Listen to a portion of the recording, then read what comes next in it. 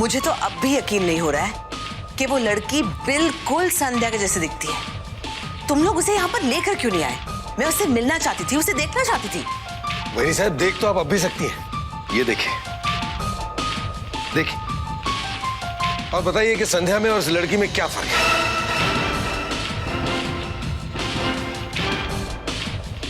This is unbelievable. और रही बात मिलने की, तो कल सुबह वो यहाँ आई रही। वो जरूर आएगी ना? आएगी वैनी साहब, जरूर आएगी। पैसे के लिए वो कुछ भी करने को तैयार है। और जरा सोचिए, इस काम के उसने कितने पैसे मांगे होंगे? कितने? सिर्फ 50,000। सिर्फ 50,000? और तुमने तो 50,000 ही दिए होंगे ना? उसके सामने 4-5 लाख फेंक देते ना। अरे वैनी साहब, इन सब मामलों में मैंने आपसे बहुत कुछ सीखा है। मैंने उसे 10 लाख की पेशगी देने का वादा किया है। आएगी, हर हाल में वो आएगी।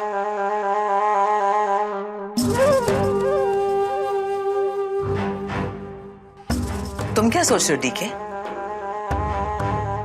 कमाल की बात है भाभी, संध्या की हमशक्ल, झोपड़पट्टी में भाभी। मैं तो उसे देख चुका हूं, फिर भी विश्वास नहीं हो रहा है कि ऐसा इत्तेफाक भी हो सकता है। वो चाहे झोपड़पट्टी में रहती हो या फिर जहन्नम में, मुझे उससे कोई मतलब नहीं है। मुझे अपने बेटे की रिहाई से मतलब है, बस। आई जस्ट होप कोई गड़बड़ ना हो। वो लड़की कल आ जाए, that's all.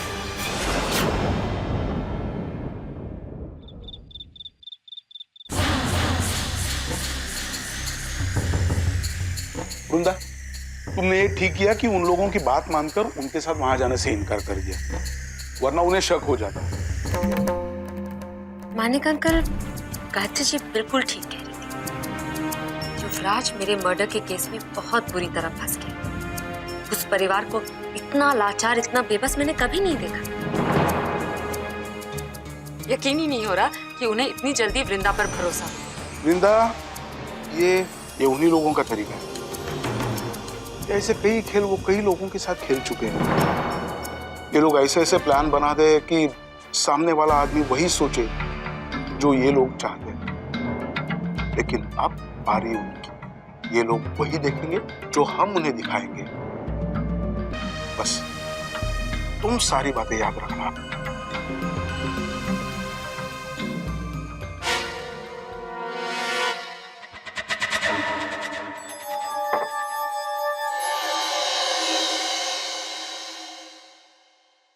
अपना ख्याल रखना वृंदा।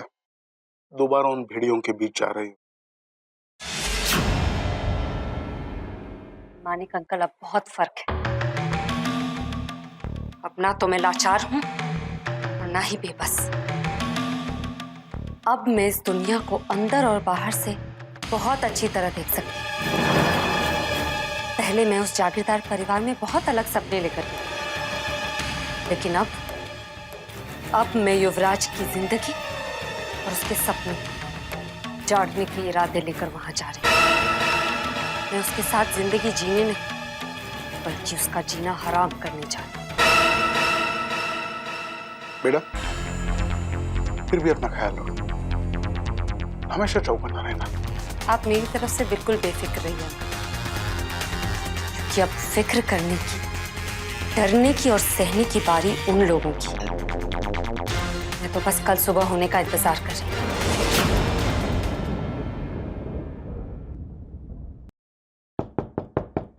Come in.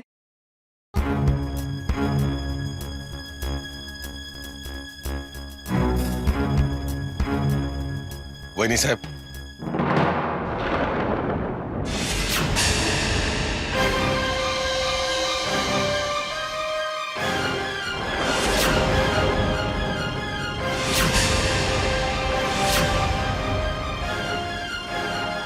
यही है वो लड़की।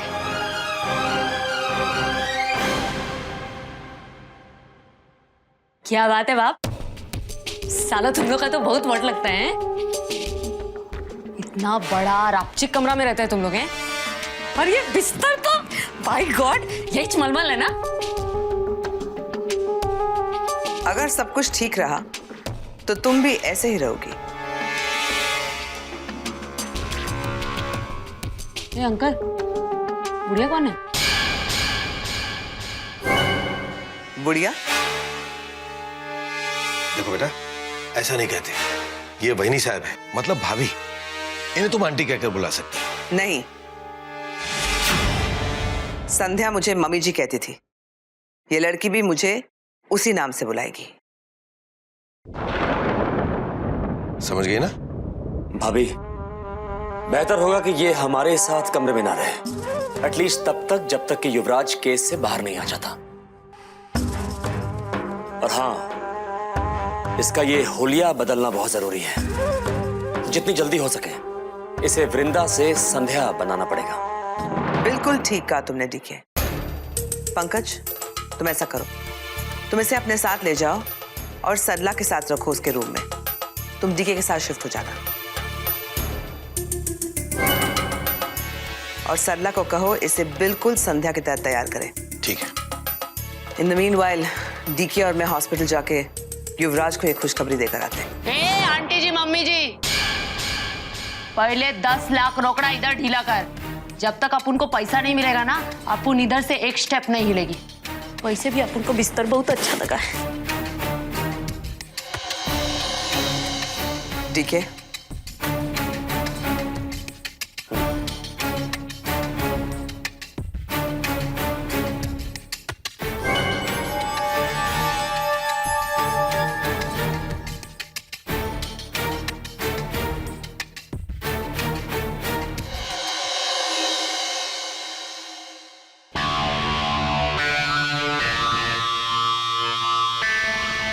ये असली है ना? साला तुम लोग का थोबड़ा देख के लगता नहीं तुम लोग कोई असली काम कर सकता है।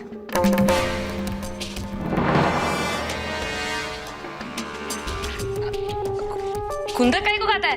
जोक कर रही थी ना मैं, जोक कर रही थी। आओ चलो बेटा। ए, चलती है ना?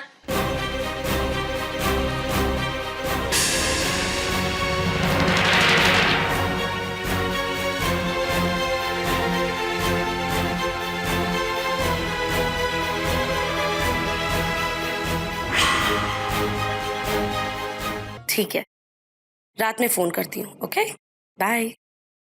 सरला, जी?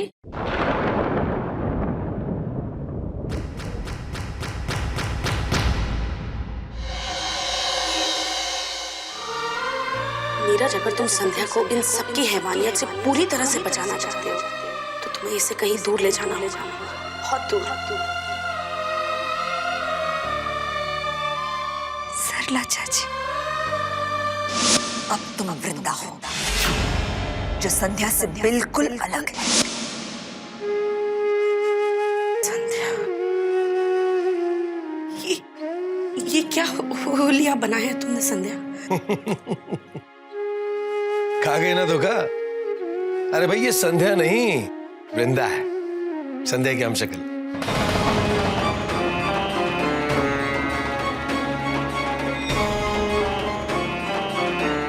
लेकिन सिर्फ हम शक्ल है।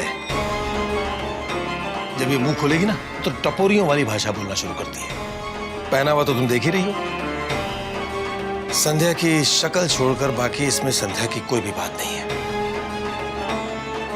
युवराज को बचाने के लिए हम इसे यहां लाए। इसे साड़ी पहनना सिखाना तुम्हें।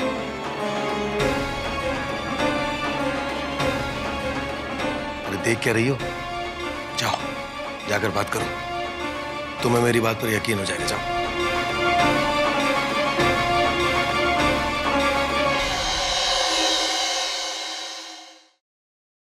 डीके, जल्दी से हॉस्पिटल हो आते हैं, वरना वो भोसले के आदमी फिर से कहेंगे कि युवराज से मिलने का वक्त खत्म हो गया।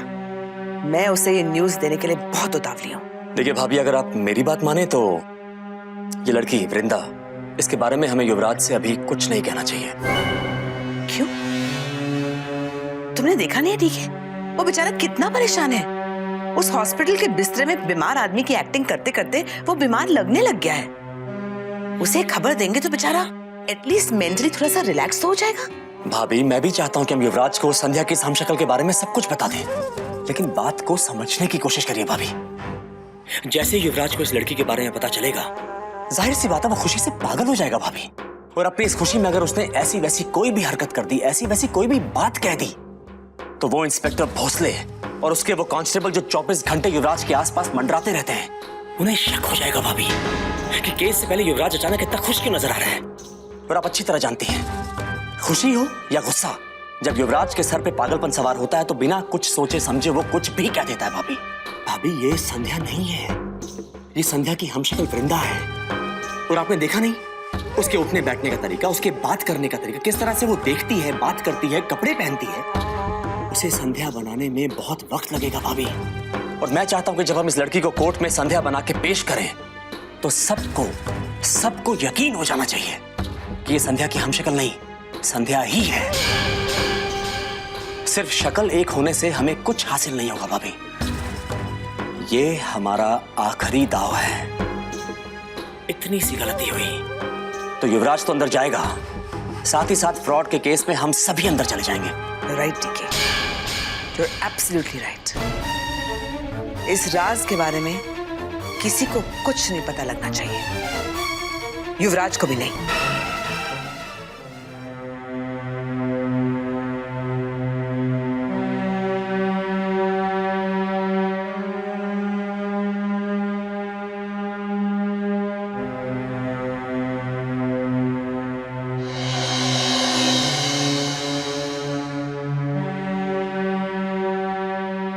अब क्या हुआ युवराज को? युवराज, ये तुम्हारे खून का सैंपल क्यों ले रहे हैं? डॉक्टर साहब, क्या हुआ मेरे बेटे को? इसका जवाब डॉक्टर साहब नहीं, मैं देता हूं। हमें मिस्टर युवराज के ब्लड सैंपल्स और डीएनए टेस्ट करवाने, और सिर्फ मिस्टर युवराज के ही नहीं, हमें आप सब लोगों के ब्लड सैंपल्स चाहिए।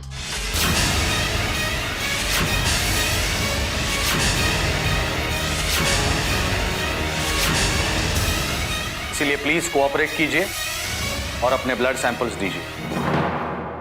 आप लोग सिर्फ कानून की भाषा समझते हैं ना? ये रहे कोर्ट ऑर्डर्स। इंस्पेक्टर भोसले, ये पेपर्स वगैरह छोड़िए, आप हमें ये बताइए कि ये जो हमारे डीएनए टेस्ट और ब्लड सैंपल्स जो है वो किस लिए लिए जा रहे हैं? बताता हूं। हमें मिस्टर नीरज का पर्स मिला है। मिस्टर नीरज प्रधान, आप सब लोग तो जानते हैं उन्हें, आपके घर में ही रहता था। और सुना है आपने उसके खिलाफ एक एफआईआर भी दर्ज किया है, फोर्जरी और चीटिंग का, करेक्ट?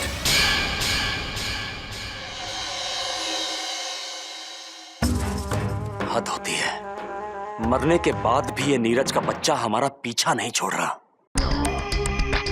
कुछ दिनों से मिस्टर नीरज प्रधान लापता है, लेकिन उनका पर्स हमें वहां खंडाला में मिला,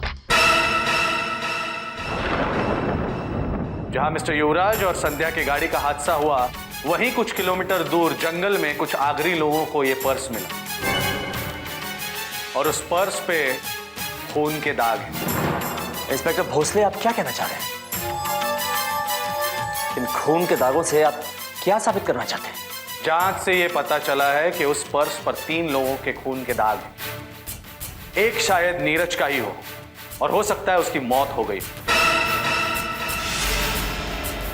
बाकी 2 खून के दाग उन लोगों के हो सकते हैं जो उसके मौत का कारण बने, या फिर जो उसकी मौत के बारे में कुछ जानते हो।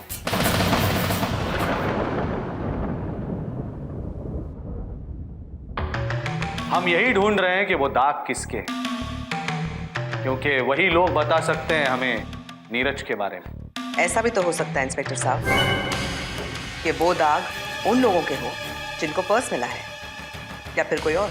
हो सकता है, लेकिन हमें पहले यह कंफर्म करना है कि वो खून के दाग आप लोगों में से किसी के हैं या नहीं,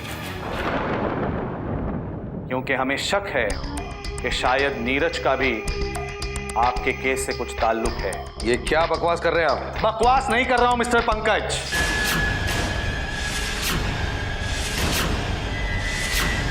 संध्या के गाड़ी का जहां हादसा हुआ, वहां से 3 किलोमीटर के दायरे में खून से लथपथ ये पर्स मिला है।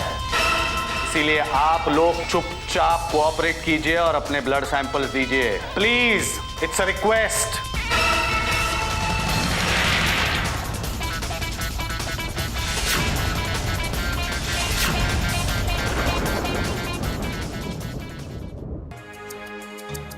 आइए वहीनी साहब आइए, ये लड़की हमारे बस की बात नहीं है। सरला ने 30 से 35 बार कोशिश करके देख लिया, लेकिन इसे तो साड़ी पहनना आता ही नहीं। किसने बोला नहीं आता है? चौल की रामलीला में हर साल में लक्ष्मण की वाइफ बनती है, 2 मिनट में साड़ी पहनती है मैं। तो फिर अभी क्यों नहीं पहन रही है? पकड़ में काय को पहनेगी, उसका अलग पैसा लगेगा। कितना पैसा लोगी? ठीक है, एक काम करो, रामलीला में जो तुम्हें पैसे मिलते हैं ना वो तुम्हें दे देंगे। अंकल येड़ा समझा क्या मेरे को? साड़ी पहनने का 10 लाख और लगेगा। क्या पागल हो गई हो क्या? एक साड़ी पहनने के 10 लाख रुपए लोगी? ठीक है, फिर बाहर में गई तेरी साड़ी, मैं ऐसे ही जाएगी। एक मिनट पंकज, ये 10 लाख रुपए मांग रही है, इसे दे दो।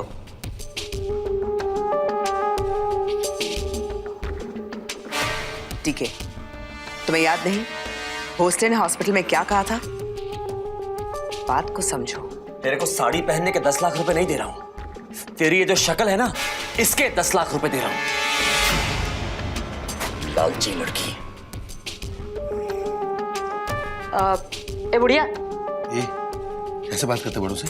बोले तो आंटी जी मम्मी जी, ये साड़ी पहनाना सिखाना मेरे को, इसको कुछ आता होता नहीं।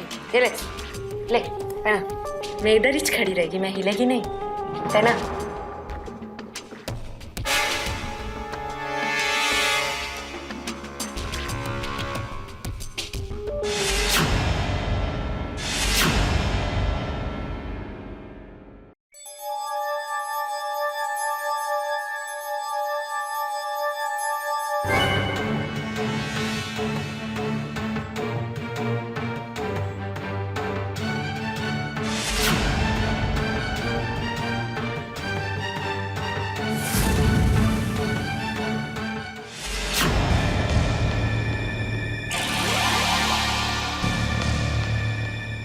नीरज के पर्स पर खून कैसे?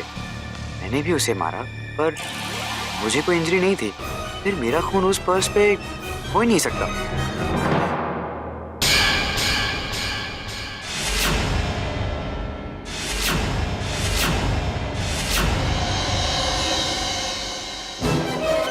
डैड, आप इतनी रात को यहाँ? आपको यहाँ आने किसने दिया? हमारे लिए इतने गैर कानूनी काम कर चुके हैं, तो थोड़ी रिश्वत देकर तुमसे मिलने आना कौन सी बड़ी बात है? सवाल मेरा आज भी वही है, नीरज कहाँ है? पुलिस को नीरज का पर्स मिला और उसमें उसके अलावा 2 और लोगों के खून के निशान भी मिले। मुझे सब पता है। लेकिन डैड, मुझे नहीं पता कि नीरज का पर्स वहां कैसे आया। झूठ बोल रहे हो तुम। बताओ क्या किया नीरज के साथ तुम लोगों ने? कहाँ है वो? उसी जंगल में नीरज का पर्स मिलना कोई इत्तेफाक नहीं हो सकता। जरूर कोई बात है जो तुम लोग मुझसे छिपा रहे हो। क्या है वो बात? बोलो बोलो, कहाँ है नीरज? नीरज कहाँ है? बोल बोल, कहाँ है नीरज? बचाओ बचाओ, कहाँ है नीरज? बचाओ। क्या साहब 100 रुपये देकर आप हमारी नौकरी छीन रहे हो? चलो बात। छोड़ो मेरा हाथ।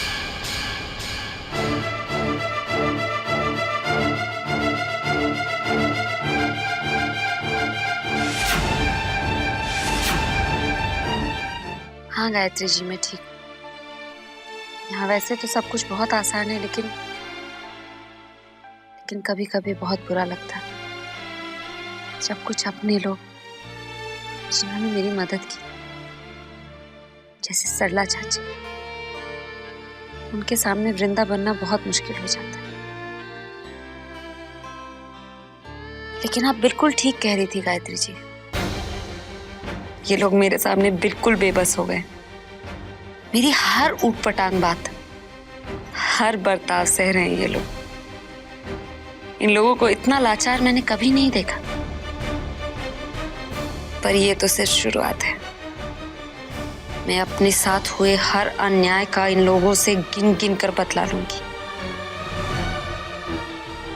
आप ठीक ही कह रही थी गायत्री जी, अगर लीगली मैं इन लोगों से बदला लेने जाती तो हार जीत का तो पता नहीं, लेकिन इन लोगों को यूं सजा भुगतते हुए नहीं देख पाती।